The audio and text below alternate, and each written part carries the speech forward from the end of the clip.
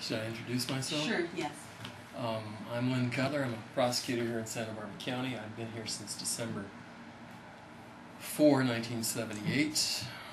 I was previously a prosecutor in Mendocino County from January 3, 1977 until I came here.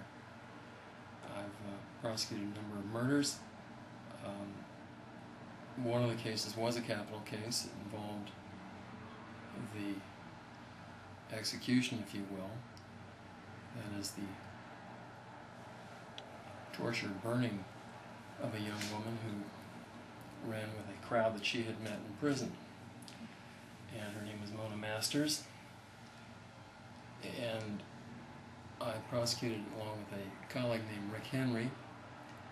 And we, shortly after the preliminary hearing, took a plea from one of the co-defendants, a woman named Achterberg, who had driven Miss Masters and her two co-defendants around one night, and at the bidding of the ringleader of the group,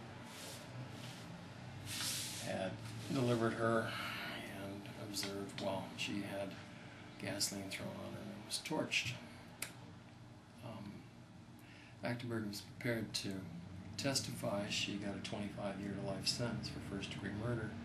And the public defender made a big pitch and involved Mr. Henry and myself and the DA at the time, Tom Sneddon, in a meeting.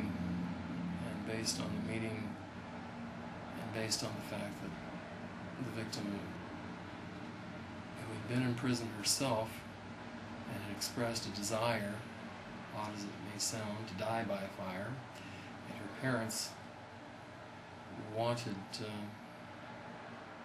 remaining two defendants to get life without possibility of parole, we did that.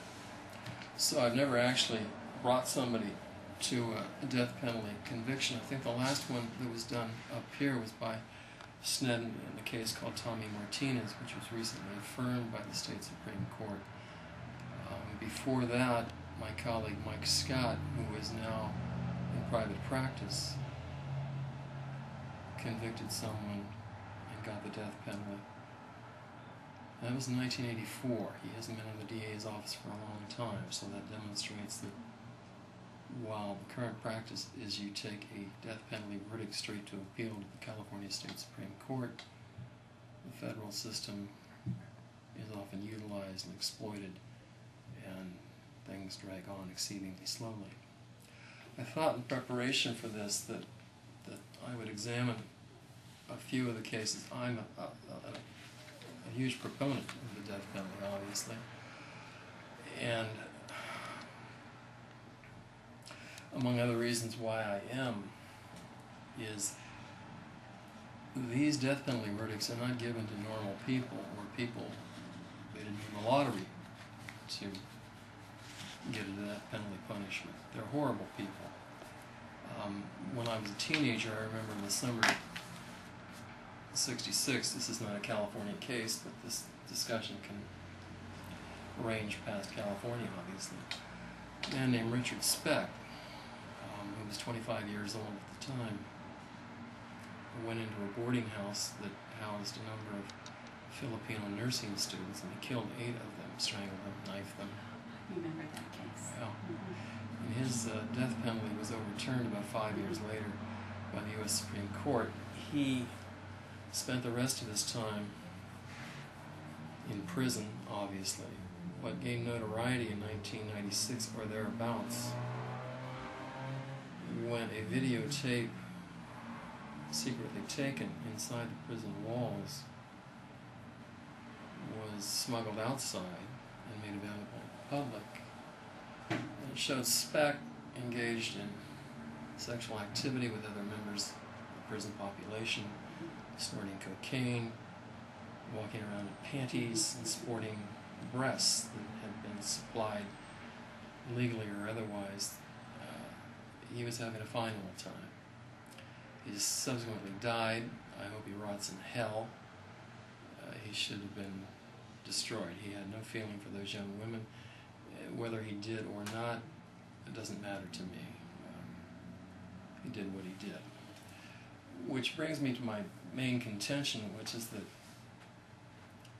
I have lived for 59 years, and I have seen a number of things that are fairly grim within the criminal system, and having lived for 59 years, I've seen a number of grim things in my own family and people here in Santa Maria and elsewhere. I just recently attended the funeral of a DA who I knew for over 30 years and who was 3 months short of her 62nd birthday. When I was a kid, I thought 62 was ancient. I did too. Now. Yeah. Now it seems young. Yes. And she died young. Yes. Life goes on. This office goes on. Life goes on. It's a big impersonal world, and we're little hummers in it. My point is that I fail to understand why so much time and energy is given over to vigils, for example, on the eve of an execution at San Quentin or elsewhere. Because these people are eminently deserving of this punishment, and we're only here for a brief time anyway, and the world is much larger than we as individuals, and things just run their normal course. Mr. Cutler, Yeah. can I ask you a question? Do you think there's closure for the families when they're executed or they're Well, kiddo, given the death penalty? I don't know. The term closure is overused. I suspect that you never get over that.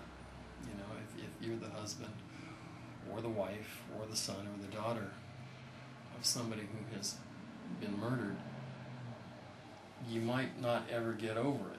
But what you do get is things like this. Mm-hmm. It gives you a certain peace of mind. Okay. And certainly no crime will ever be committed by this son of a bitch ever again. It also produces the effect whereby the alternative, prison, is not available because we've killed the guy. But if we imprison him, it means the taxpayer money supports this murderer and violent criminal for the rest of his life, and they die of old age. I mean, there are close to 700 people on death row right now. I think we've only had 13 executions since 1976, Mm-hmm. and the vast majority of people on death row die of natural causes. And that is because they're on appeal? Yeah. Okay. The appeals go on and on and Okay. on and on and on, and we're in sort of a quasi-shutdown period now anyway, in that I think the last person to be executed in California was one Clarence Ray Allen, and he got executed in January of 2006. Mm-hmm. Subsequent to that, there was another execution scheduled, but I think there was some problem with regard to the professionalism or the training involved in the people who were supposed to administer the lethal injection, and suffice it to say, I don't think we've had one since then. Mm-hmm.